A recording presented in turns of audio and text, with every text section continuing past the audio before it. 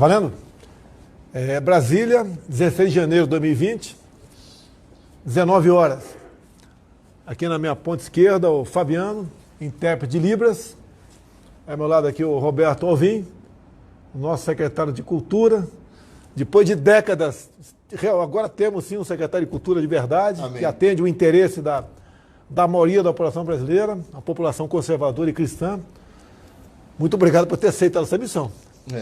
Você sabia que não ia ser fácil, né? Não, mas eu estou imbricado nela até o último fio de cabelo, vamos lá, vamos vencer essa batalha. E aqui, à direita, aqui, só podia ser a direita, né? O nosso Abraham Van Traub, nosso ministro da Educação. Quando eu convidei, ele sabia que essa missão não seria fácil. É um ministério, tem quase 300 mil funcionários. 300 mil, tá? Presidente. Muitos problemas, uma educação que não deu certo até o final do último governo, tanto é que a prova do PISA comprova isso. Isso. Nós estamos lá na retaguarda, lá embaixo, não? Último lugar na América do Sul. Foi isso e assim... Até da Bolívia, cara? Quem fez o exame, dos países que fazem exame, é que a Bolívia já passou para um patamar que nem mais faz esse exame. Mas dos países da América do Sul, a gente está atrás da Colômbia, do Chile, da Argentina, do Uruguai, do Peru, de todo mundo. A gente está lá empatado, lá no fundo do barril. Qual o futuro dessa juventude a continuar essa educação que tínhamos até há pouco tempo aí? Presidente, eu tenho compromisso aqui que a gente... 2018 foi o fundo do poço. Eu tenho certeza que o senhor vai entregar a educação para melhor. O PISA começou em 2000 e é realizado de 3 em 3 anos. 3 em 3 anos. Então, no final do seu primeiro mandato, a gente vai saber o resultado já desses 3 primeiros anos. Eu acredito que a gente vai mostrar uma inflexão. A última prova foi em 18, que foi divulgada agora. Foi agora em 19. E aí essa mídia aí que o senhor gosta tanto... tentou colocar na sua conta isso daí. Mas a verdade é a seguinte, quem fez esse exame de 2018 foram os jovens, as crianças começaram lá no primeiro aninho, com a canetinha na mão, quando o Lula era presidente. E fizeram. Então foi toda a educação do PT, o resultado é o último lugar na América do Sul. Os resultados das escolas, dos colégios militares, das escolas militarizadas pela polícia militar... muito grande no estado de Goiás e Amazonas, muitas escolas, acho que uma centena. Equiparável a alunos da Alemanha. Se tivesse fazendo pizza nessas escolas... Lá no topo, da escola militar, é top do mundo, é muito alto. Entre os 10, com toda certeza. É muito alto. São aproximadamente 70 países que fazem a prova do PISA, né?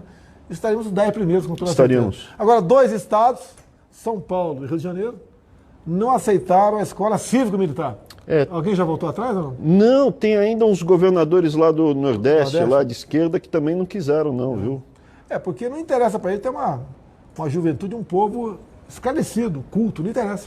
E a população e os pais, eles sonham com a escola cívico-militar. Mas o prefeito não pode ter essa iniciativa, não? Pode. A gente tá levando para vários estados onde o governador não quer, mas o prefeito quer.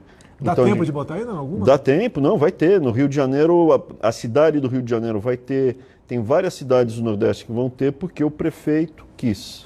Se tiver no Maranhão aqui, a cidade de São Pedro dos Crentes, se tiver alguém assistindo, entre em contato com a gente aí que eu vou tentar levar nessa cidade. Precisa ter militar lá para a gente botar a escola. Não tem militar. Não deve ter. Mas a gente vai conseguir, presidente. Não deve ter militar. Assim, o modelo dando certo, a gente quer expandir rapidamente pelo Brasil todo, mas é importante que as pessoas escolham seus prefeitos e governadores alinhados com o senhor, porque tem gente que faz birra. Por que eles não quiseram a escola cívico-militar? Porque é um modelo que dá tão certo, vai entrar na conta do senhor e eles não vão querer, entendeu? Então é complicado, presidente. Esse é um crime o que fazem com o futuro de uma geração, né?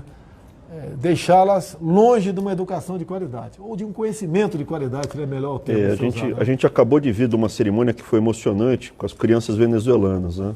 E fica muito nítido que essa religião sem Deus, essa coisa do demônio aí que é o comunismo, o socialismo, você vê o que eles fizeram na Venezuela, um monte de crianças desesperadas. Eu tive 2 momentos hoje com aproximadamente 30 crianças da Venezuela que estão no Brasil. Estão lá em Pacaraima, tá? E elas estão sendo interiorizadas juntamente com os seus pais. Se bem que o Abraham tem criança que o pai está na Venezuela. O pai entregou para um parente para ele vir para cá para a criança não morrer de fome na Venezuela. Não tem comida lá. Olha aí, você que gosta desse tipo de governo, né? Você que é amante do Lula. Tá? O Lula vivia lá fazendo campanha para o Chaves, fez campanha para o Maduro. Inclusive, certa vez o Lula falou, na Venezuela pode faltar tudo, menos democracia. E alguns falam, tem que esquecer o Lula. Peraí, cara, você não pode esquecer esse pessoal que arrebentou com o Brasil, porque estão vivos aí, vão disputar eleições em 22, quer que esses caras voltem? Tá?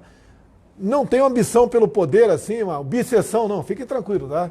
Chega alguém melhor do que eu, todo direito você tem de votar nessa pessoa. Mas o que está em discussão aqui é o futuro do Brasil com esse regime que tem na Venezuela, que não era diferente do PT até pouco tempo atrás aqui. Vamos lá? Antes de falar da notícia aí, vai ter uma notícia daqui a pouco sobre o aumento de professores. Opa! De professor, pessoal do ensino básico. Tem ideia quantos professores são, mais ou menos? Por alto, mais ou menos? Alguns milhões, São né? todos os professores do ensino básico do Brasil inteiro. Tudo bem. O professor herói que foi abandonado esses anos todos, o senhor vai ser responsável, o governo do senhor está entregando o maior aumento real desde que foi feito o Fundeb, desde que foi feita essa metodologia de reajustar o piso do salário do professor ao Fundeb. Não, tem muito estudante que foi nas ruas contra você no ano passado. Contra o senhor. Eu sou apenas um instrumento, presidente. Aí, ó, a realidade é verdade. O dinheiro não é meu nem teu, o dinheiro é do povo, vem de impostos. Agora nós estamos retornando aquele direito. Tá? Teve sim, você perguntou para mim agora há pouco, né? Chegou por vias tortuosas para mim, alguns governadores, especial do Nordeste, querendo que a gente vetasse esse reajuste para sobrar mais dinheiro para ele investir em outra área. Porque o reajuste, ele vem, presidente, da melhora que o senhor está proporcionando na economia. Como a economia está melhorando, aumentando a arrecadação, o Fundeb, que é o fundo que a gente manda para os estados e municípios bancarem a educação fundamental básica para as crianças pequenas, ele é fruto dessa melhora geral da economia. E esse dinheiro que iria para eles, o senhor queria que eles queriam, eu presenciei a pressão para que o senhor vetasse a ligação entre o aumento do Fundeb para o aumento do salário dos professores. Ia sobrar mais dinheiro na mão dessa turma. E o senhor ouviu a pressão e falou, não, a prioridade é o professor, não vou vetar, e está saindo esse aumento de 12,84%. Eu sei que ainda é baixo em relação ao que deveria ser, porque esses professores são os professores heróis, presidente.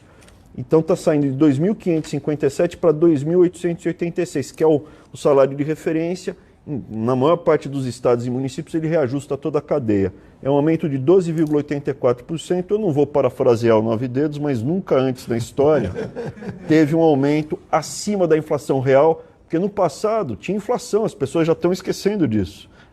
O PT ia levar o Brasil de volta para a inflação. Então isso daqui é uma notícia que eu fico muito feliz. E é um começo, presidente. Eu sei do compromisso que o senhor tem de continuar buscando melhora e reajuste e ganho para o professor do ensino básico e dentro do que é responsável fiscal para não gerar crise e inflação como era no passado. Fica aí, daqui a pouco tem mais coisa para você. Sim, senhor. A questão de economia. Né? Você lembra há pouco tempo quando houve um anúncio que os Estados Unidos iria sobretaxar o álcool e alumínio? A imprensa esculhambou comigo, né? Até zombando da minha amizade e certa liberdade que tinha com o presidente americano. Resolvemos o assunto. A imprensa quis saber como foi resolvido o assunto. Não vão saber. A imprensa não vai saber. Resolver o assunto. O que nós temos que fazer é solucionar o problema. Também, há poucas semanas, também os Estados Unidos anunciou que a Argentina tinha prioridade na OCDE sobre o Brasil. A imprensa também, de novo, tripudiou em cima, sapateou em cima. Bem, o que aconteceu essa semana? Deu tudo certo para o Brasil. O governo americano falou que a prioridade passou a ser o Brasil, até porque, olha quem se elegeu presidente e vice lá na Argentina. O pessoal da Dilma, o pessoal do Lula, o pessoal do Chávez, do Maduro, do Fidel Castro, esse pessoal que se elegeu lá. Então, eu quero o bem da Argentina, tá certo? Espero que a Argentina dê certo, mas parece que com a volta dessas pessoas na política, né, ela vai ter bastante dificuldade. Essa semana também, ontem, liguei para o Boris Johnson, né? O primeiro-ministro do Reino Unido. Devo talvez esse ano passar lá, ou ele passa por aqui também. Vamos reforçar os nossos laços de amizade, os nossos laços comerciais. Afinal de contas, com o Reino Unido saindo da União Europeia, tá? Eles agora são um ser aí soberano para fazer comércio com o mundo todo, praticando em grande parte o bilateralismo. O Brasil, logicamente, se interessa por esse mercado, nós temos muito a oferecer a eles também têm algo a oferecer a nós, E eu fiquei muito feliz com a eleição do Boris Johnson, né? Afinal de contas, é uma pessoa muito parecida conosco, um tocante ao liberalismo econômico e conservadorismo nos costumes. Bem, falando em economia também, nós reajustamos no último dia de dezembro o salário mínimo, né? Foi para R$ 1.039. Depois veio a inflação de dezembro, que foi atípica, ela foi um pouco acima do esperado. Depois nós editamos uma outra medida provisória, o salário mínimo foi para R$ 1.045. Sabe, eu sei que é pouco, é um valor pequeno, mas tendo em vista aqui aquela eterna briga entre direitos e deveres, no meio a CLT, ele passa a ser pouco para quem recebe e muito para quem paga. É isso mesmo? Mas está vindo sem inflação, Tá. com responsabilidade. Sim. Uma coisa que ninguém fala, presidente, assim como esses especialistas doutos na ignorância, falaram que a política externa do senhor ia resultar em nada, submissão ao império estadunidense, né, como eles falam, só está entregando bons resultados, essa proximidade com Trump está gerando bons resultados para o Brasil. A política que o senhor está conduzindo na economia com o ministro Paulo Guedes está gerando a menor taxa de juros da história do Brasil, 4,5%. Em termos reais, praticamente nada. O senhor está gerando mais de 1 milhão de empregos no primeiro ano de governo. Eu sei que para quem está desempregado ainda é duro, mas é uma dinâmica. Isso vai aumentar. Agora, esse ano, crescendo 2,5% real, a gente vai diminuir ainda mais esse desemprego. Em havendo crescimento, né? Aumenta o salário. Temos um problema de energia também. Daí a decisão nossa de não sobretaxar o sol. Eu sei que o termo técnico não é esse, né? Mas não taxar a energia solar que é produzida nas placas fotovoltaicas. Precisamos disso. E aquela história, né?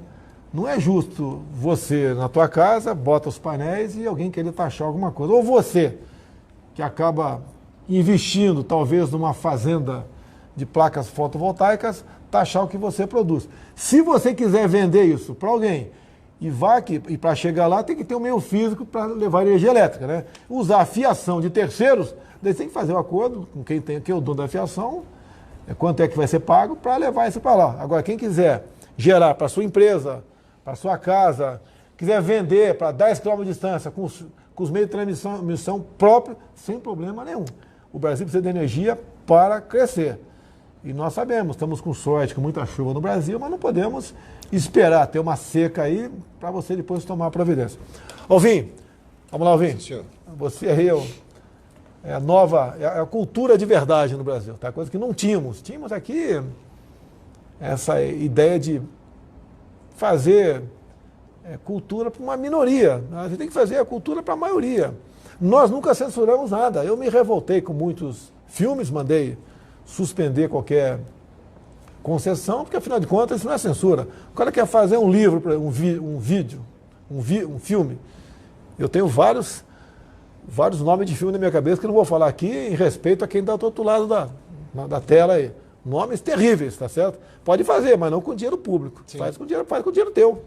Vende a tua casa, pede dinheiro para o teu vizinho e vai fazer um filme que você bem entender. Mas todo edital, presidente, todo patrocínio pressupõe uma curadoria, né? Existe uma escolha, um recorte curatorial que seleciona os filmes que são adequados segundo aquela comissão julgadora. Então, é nada mais do que isso, não é censura, é curadoria.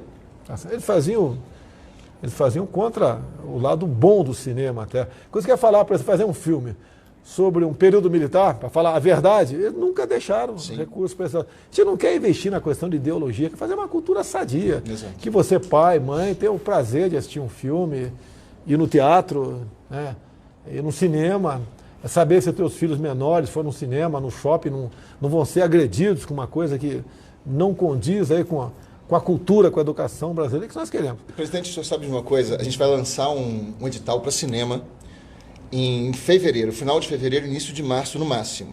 Esse edital vai ter várias categorias, curta-metragem, animação, filmes da primeira direção, diretores iniciantes, mas vai ter também categorias sobre filmes sobre a independência do Brasil. Opa, muito bom. E filmes sobre grandes figuras históricas brasileiras. Então, estamos tentando aí criar um cinema sadio, ligado aos nossos valores, aos nossos princípios, e alinhado com essa ideia de conservadorismo em arte, que é, na verdade, uma arte que dignifique o ser humano, que dignifique a condição humana. é contar a história verdadeira do Brasil, né? Lá de 1500 até agora. Não tem problema nenhum. Vamos falar a verdade acima de tudo, a verdade liberta, né? Exato. E você também está programando para esses dias, né? Prêmio Nacional das Artes. O que é isso aí? Então, presidente, isso vai ser a maior política cultural do seu governo e ouso dizer que é uma das maiores políticas de incentivo à cultura já lançadas na história do Brasil. Trata-se isso aqui de um edital que vai patrocinar uma série de categorias, obras inéditas em uma série de categorias. Nunca houve um edital desse tamanho, presidente. Então a gente vai patrocinar óperas, peças de teatro, pintura, quer dizer, exposições de pintura de novos pintores brasileiros, escultura, literatura, novos escritores, vamos escolher esses novos escritores no Brasil inteiro e lançar esses livros desses novos escritores, música, nas categorias música popular e música erudita também, e chegamos até cultura pop. Esse edital também compreende histórias em quadrinhos. Então a gente vai desde a ópera, passando pelo teatro, pela pintura e chegando até as histórias em quadrinhos. O que é mais interessante nesse edital, presidente, é que ele vai ser distribuído de um modo igualitário pelas 5 regiões do Brasil. Então, a mesma quantidade de dinheiro, de verbas que vão ser destinadas para a região Sudeste, que geralmente centraliza a questão da cultura, vai ser destinada para a região Nordeste, para a região Norte, Centro-Oeste, região Sul. Então, a gente vai ter uma distribuição dessas verbas de incentivo à cultura por todo o Brasil. E o melhor disso tudo, presidente, é o seguinte, é que nós vamos oferecer depois essas obras de arte de alta qualidade para a população com total acessibilidade. Então a gente tem metade dos ingressos de todas as apresentações, das óperas, das peças de teatro, dos shows de música, serão gratuitas. E os livros serão distribuídos gratuitamente, as histórias em quadrinhos também. Então a gente vai criar obras de arte de qualidade e vai oferecer isso, dar a oportunidade para novos artistas no Brasil inteiro e dar a oportunidade para o público brasileiro poder usufruir da alta cultura, das obras de arte de alta qualidade. Tá aqui. Curiosidade apenas, né? Eu não tenho bronca da imprensa, né? Eu fico chateado com os fake news, com as mentiras. Agora, tem órgãos que nem entrevistam a gente, né? Que antigamente entrevistava e deturpava. Agora eles vão para mentira logo direto. Tivemos uma da Globo Online na semana que foi o máximo. Parabéns, Globo aí. O título é o seguinte: Heleno convence Moro a não demitir Sérgio Moro. Tá bom, pessoal? E Meu...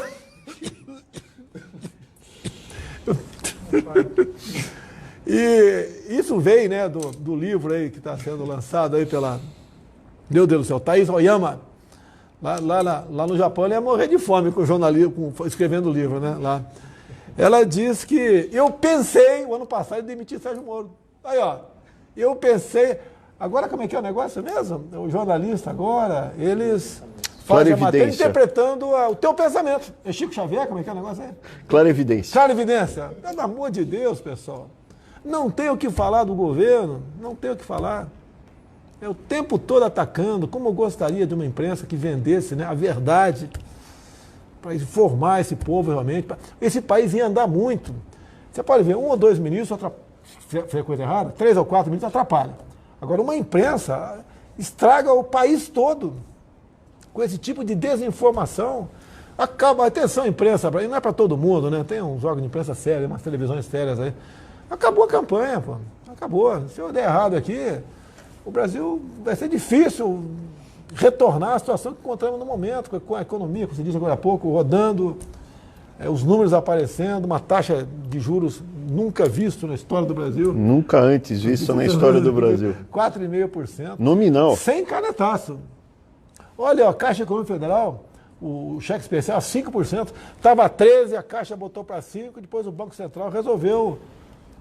Com a CVM, se não me engano. Crescimento, sim, o crescimento vindo consistente, espalhado, no investimento, não é aquele fogo de palha, né, que era só no consumo rápido, que gerava inflação. Passou para 8%, está alto, sei disso, mas 8%, 8%, diferente de 13%. Eu acho que é diferente de 13%, dá 5% a diferença. É muita coisa. Agora, o número de inadimplentes, pelo terceiro mês consecutivo caiu aqui no Brasil também. O pessoal está pagando suas dívidas, se livrando das dívidas. É duro. Alguns até falam, eu tinha que pegar emprestado. Oh, meu Deus do céu. Eu já fui também assalariado, não nasci presidente, nem nasci deputado federal, nem vereador, que já fui vereador também. E às vezes sei que quando o cara se complica aí, mas tem que fazer uma força para não entrar no cheque especial. Agora, quem tem que entrar, vai para a Caixa Econômica, lá está 5%. E o nosso prezado presidente da Caixa, tá? O Pedro Guimarães, falou que vai diminuir mais aí esse percentual. Agora, os outros bancos só passaram para 8%, como um acordo com o BC, porque a Caixa Econômica botou lá embaixo. Eu acho que por mês, estava nos últimos meses, né? Um pouco mais de 300 mil novos clientes para a Caixa Econômica. O pessoal estava migrando de bancos para cá, para a Caixa Econômica, e viram que tinha que diminuir. E com a Caixa, com essa política, né, vai forçar os outros bancos a diminuir. E o Pedro Guimarães, presidente da Caixa, está fazendo isso de acordo com o seu entendimento. Não tem nenhuma decisão, nenhuma interferência por parte do chefe do executivo aqui. Aumento para a pessoa, está safo. Mesma coisa? O aumento do professor está feito. Posso ir embora lá, tocar a ficha, presidente? Senta aqui, tem o homem do fundo do mar. Ele comemorou aí o Campeonato Brasileiro do Flamengo com tubaína e tilápia. Ah, gostei de ver. O pessoal da pesca tá com ciúme. Tem que falar da sardinha. Sardinha também. Da lagosta. Eu torci para vocês lá no Catar, né? Mas infelizmente não deu certo. Papai foi lá, ó. Será que ele quer o pé frio? Vamos lá, pessoal, base da Antártica, né? Anteontem havia anunciado uma live, depois passamos para ontem, tendo em vista as condições climáticas. Demorou o pessoal chegar, chegou tarde ontem, então não foi possível fazer a live. Já estão retornando, mas atrasou o retorno, que tendo em vista as condições atmosféricas, que ela muda muito rapidamente. O pessoal está retornando, foram lá participar da reinauguração da nossa base lá em Antártica. Uma base que realmente orgulha a todos nós. Eu quero ver se esse pessoal que for para lá, obviamente tendo à frente aí o nosso ministro da Ciência e Tecnologia, o Marcos Pontes, a gente possa fazer uma live brevemente para ele falar para que serve, o que o Brasil está fazendo lá, fazer uma série de perguntas, né?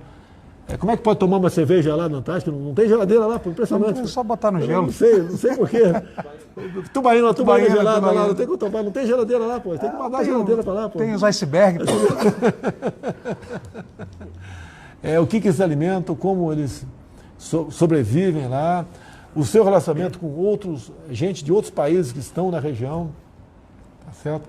Como é que é a comunicação deles, o que já descobriram até agora, quantos cientistas estão lá pesquisando, são verdadeiros heróis, realmente, tá certo? Então, e com essa nova base agora, muito mais meios para melhor trabalhar, eles terão a partir de agora, né? E o Brasil realmente tem de vista cumprir esses pré-requisitos, ele passa a ser um dos, entre aspas, né, dono do continente gelado que é a Antártica. Você tem conhecimento, já que você é o secretário da pesca, eu quero fazer pergunta difícil para você. O que é CRIO? Sabe o que é CRIO? Não? Claro que sei. Então dá uma aula de CRIO. Dá uma aula para a gente aí. Ó. É um microcrustáceo que é rico naquela região gelada, que vários países exploram. Inclusive, nós temos direito a licenças de CRIO, mas o setor produtivo pode querer investir. O Brasil paga atualmente, desde a década de 80, $100 mil por ano por um espaço na Antártica. E nós não utilizamos essa licença de pesca, capitão. Vamos tá aí uma oportunidade. Vamos correr atrás aí, tá certo? Tá? É um microcrustáceo. Quero confessar a vocês aqui, né? Eu sabia do potencial da pesca em parte do Brasil. Tá? Se soubesse com mais amplitude, eu não teria extinguido o Ministério da Pesca, né? Ele é secretário. Né? Eu teria mantido o Ministério da Pesca, que teria muito mais meios para melhor trabalhar, para fazer com que o pescado no Brasil, a piscicultura, pese realmente na nossa balança comercial, pese realmente na alimentação aí do povo brasileiro. Tem uma proposta de levar o peixe, o pescado para a escola? Temos já, enviamos 27 ofícios para todos os governadores, tá? E agora estamos reforçando, porque estamos aumentando a produção de pescado, tanto da maricultura, da pesca selvagem, quanto na aquicultura, que é o modelo mundial, está crescendo em aquicultura, e os governadores, mais uma vez, governadores de todo o Brasil, a Secretaria de Aquicultura e Pesca já oficiou os senhores, dando essa opção. Tem todo o apoio do governo federal para que ajudemos esses produtores locais e, obviamente, capitão, o Brasil está engordando muito. É o segundo país mais gordo do mundo hoje. E a resolução disso, obviamente, passa por uma alimentação saudável. E o peixe, com certeza, melhor que batata frita, melhor que tantas coisas que são oferecidas para a criançada. Olha só, segundo a Embrapa, 1 hectare de lago, 1 hectare, mais 100%, mais ou menos o tamanho do campo de futebol. Segundo a Embrapa, dá para tirar por ano de 10 a 15 toneladas de tilápia, é isso mesmo? Se for em cativeiro, em sistema superintensivo, até 100 toneladas por hectare. E nós já trouxemos tecnologia, né? Inclusive Israel é um grande modelo disso, em pequenas áreas, com oxigenação. Você já foi ver a piscicultura no deserto lá em Israel? Foi lá com o senhor, lhe acompanhei lá naquela comitiva. Mas eu não fui na piscicultura, nessa viagem eu não fui lá. É uma coisa fantástica, não é? Maravilhoso. Tá certo. Piscicultura no deserto. O Brasil é um país das águas. Nós temos aqui bacias, né? Bacias, temos aqui rios em abundância, uma costa aí, pouco mais de 7 mil quilômetros de costa. 8.500 quilômetros. 8.500 de costa, é o tamanho, cara. 8.500 quilômetros de costa brasileira, lagos, chove com frequência, quase que no Brasil todo. A gente não pode ficar afastado disso. Capitão, Brasil, maior detentor de recursos hídricos do mundo. E detalhe, somos potência em avicultura, suinocultura, em aves, tudo. Isso mostra que, mesmo com o potencial da natureza que Deus nos abençoou, a gestão da pesca durante muitos anos serviu a interesses políticos partidários que agora não mais, né? Inclusive, gostaria que o senhor só me desse um minuto para falar. Ontem, parabenizando a gestão da nossa ministra Tereza Cristina, ela criou um núcleo China dentro do Ministério da Agricultura e ontem lotamos o auditório do Ministério da Agricultura, setor produtivo do Oiapoque ao Chuí, camarão, pesca selvagem, piscicultura, tilápia, vieram e fizemos um treinamento como exportar para a China. Ou seja, capitão... Tem espaço para exportar peixe para a China? Eles são os maiores produtores de peixe do mundo e os maiores importadores de peixe do mundo. Cada chinês come em média 50 quilos de pescado por ano. Lá são quase 1 bilhão e 400 milhões de habitantes. É um grande comércio para nós, né? Quem sabe exportando mais peixe, né? Sobre mais carne pra gente aqui. Estamos ajudando. O pessoal reclama do preço da carne com razão, reclama com razão. Vamos comer Mas peixe. É a lei da oferta e da procura. Não dá para tabelar a carne, né? Tem gente que pede para tabelar cerveja. Tabelar o camarão, e daí? Não pode, de jeito nenhum. Nem a tubaína. É o livre mercado, pessoal. O Brasil tem uma dívida monstruosa para pagar. O ano passado nós pagamos mais de R$1 bilhão por dia de juros e amortização de dívida. Com a diminuição da taxa Selic, a previsão esse ano, segundo o Banco Central, nós pagamos menos 110 bilhões de reais de juros. Então o Brasil está... né? Hoje teve um grande empresário australiano conversando comigo, da área da mineração. Ele está querendo explorar vanádio no Piauí. O Piauí é o estado mais pobre do Brasil, né? O penúltimo é o Maranhão, acho que o Piauí é o mais pobre, sim. Está há 3 anos lutando por uma licença ambiental do estado e não consegue. O governador lá, é o governador que indica o secretário de meio ambiente, né? Agora, uma visão dessas pessoas é tacanha, tá? O método que ele fala de explorar o vanádio não tem qualquer agressão ao meio ambiente, mas o secretário de meio ambiente do governador não concede essa licença ambiental. E ele está a ponto de desistir do empreendimento aqui. Porque, afinal de contas, esse Estado não está governando por petista, né? Quanto mais desinformado for o povo, quanto menor for o poder aquisitivo, quanto menos instrução tiver, mais fácil é do cara se perpetuar o poder. Vai comprar o voto com alguns projetos assistencialistas, né? Infelizmente, isso é uma grande verdade. Alvin, vamos lá, mais uma coisa, Alvin, para encerrar aí? Não, essa história que o senhor está falando aí, né? Quando a cultura adoece, o povo adoece junto. A cultura brasileira foi adoecida, né, deliberadamente durante as últimas décadas. E a cultura é a base da pátria. Então, retomando aqui, presidente, só para encerrar, esse Prêmio Nacional das Artes pretende que esse ano de 2020 agora seja uma virada histórica. Esse ano de 2020, através desse prêmio de fomento do seu governo, presidente, vai ser o ano de renascimento da cultura e da arte no Brasil. E convido todos os artistas, vamos lançar o edital, presidente, semana que vem. Na semana que vem a gente vai estar publicado isso no Diário Oficial, vai estar no site da Secretaria Especial de Cultura, então o edital vai estar oficialmente lançado. Hoje é um pré-lançamento aqui com o senhor. E espero inscrições do Brasil inteiro para que a gente crie arte e cultura de alta qualidade, alinhada com as transformações políticas que estão acontecendo no Brasil, com os anseios profundos da população que trouxeram o senhor a esse cargo que o senhor está agora e a nós todos também, junto com o senhor. Então é isso. O senhor me disse, quando o senhor me convidou, em novembro do ano passado, que o senhor me fez um pedido, que eu fizesse uma cultura que não destruísse, sim, mas que salvasse a juventude. E essa é a minha missão, e o Prêmio Nacional das Artes vai ser uma grande ferramenta nessa salvação da juventude brasileira, do povo brasileiro, através da cultura. Seif, alguma coisa mais sobre a pesca aí? Último detalhe que fechamos, tanto com o governo de Rondônia, Coronel Marcos Rocha, grande amigo, governador Ratinho, forte abraço, governador Ibanez aqui do GDF, vamos fazer o primeiro festival de tilápia, o senhor que gosta tanto de tilápia, queremos fazer, estamos planejando para o dia 29 de junho, dia do pescador, e queremos entrar no Guinness Book como a maior distribuição de peixe da esplanada dos ministérios. Quando você fala em tilápia, né, eu fui criado no Vado Ribeira, lá tem o Rio Ribeira de Guape.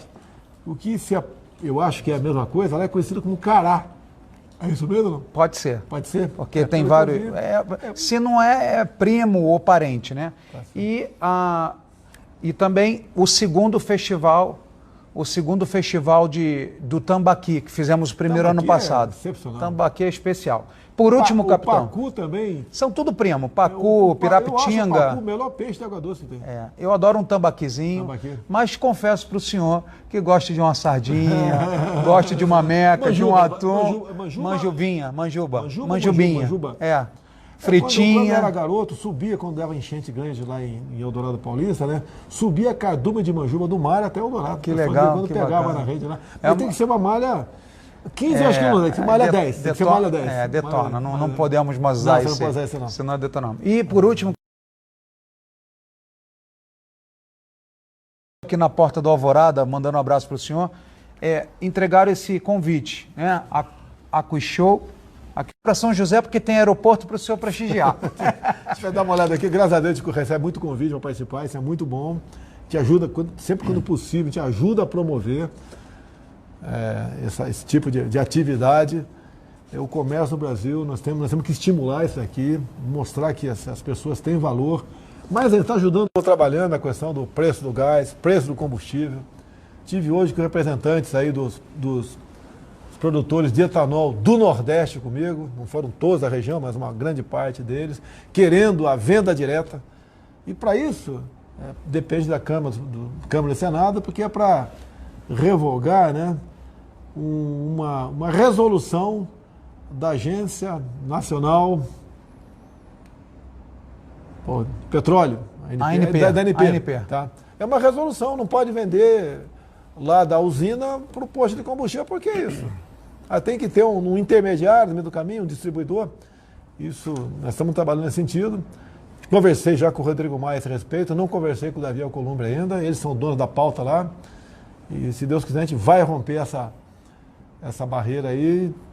E a nossa previsão, né, é que o preço caia pelo menos 20 centavos o litro do etanol, porque evita o que a gente chama de passeio do álcool. Ele sai da refinaria na 100, 200, 300 km, depois volta para 300 km para ficar 10 km da usina. Não tem cabimento isso aí. Absurdo, né? Tá? Além de você não ter que pagar mais esse frete, que é o turismo do álcool, né? Você evita caminhões entrar na pista, que isso estraga a pista, ajuda em tendo menos trânsito, a possibilidade de menos acidentes também, muita coisa acontece. E não é só etanol, não. Também nós importamos óleo diesel, porque lá quando chega no porto, óleo diesel, né, ele não pode ali já ir diretamente para um posto de combustível, porque ele tem que viajar também muitas vezes. Muitas vezes são dutos, mas outras vezes são carros de transporte, aí, caminhões tanque. Por que não ajudar isso aí? Também, né, beneficiaria muito a diminuição do preço do combustível. E uma coisa importante, né, já Eu acho que foi a Miriam Leitão. Eu não quero falar. Não vou tirar fora a Miriam Leitão. Não sei se foi ela, não. Diz uma repórter, uma mulher, que eu quero interferir no imposto do Estado. A proposta que eu estou fazendo, o colega da imprensa, o gênio da imprensa, né? Gênio. Gênio com J, para não ter dúvida, tá? Gênio da imprensa, né? Rapaz. O que eu quero, o que eu gostaria, né? Depende do parlamento, é que o ICMS, que é o imposto estadual,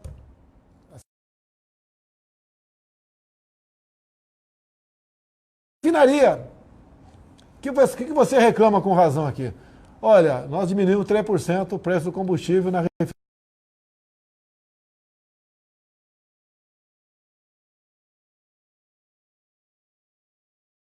O estado agora que o pessoal está bebendo uma água terrível lá, né? É lógico, o governador loteou dar esse problema lá no Rio de Janeiro. Tá? Rio de Janeiro. O preço, vamos falar da gasolina. Está R$ 5,00 em média na bomba, está em média 30% de CMS. Então, R$ 1,50. Na refinaria,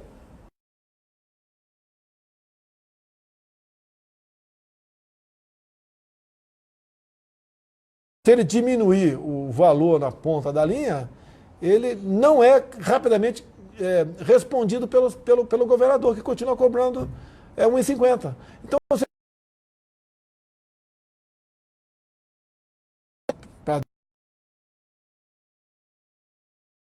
a gasolina, tá certo?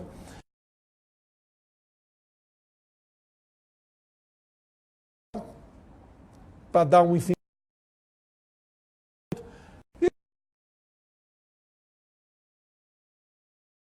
Deputados estaduais do Rio de Janeiro, mostrar que, olha, nós o ICMS é da gasolina, é a mesma coisa.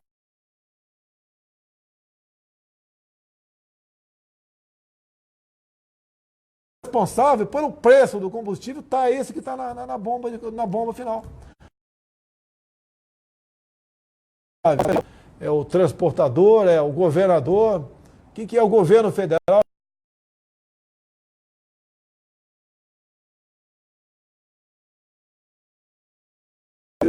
Dá para você calcular, né, quem é que está um extra que onera um preço, um litro de gasolina. Bota aí 50. Assim como tem governadores, não. É 40.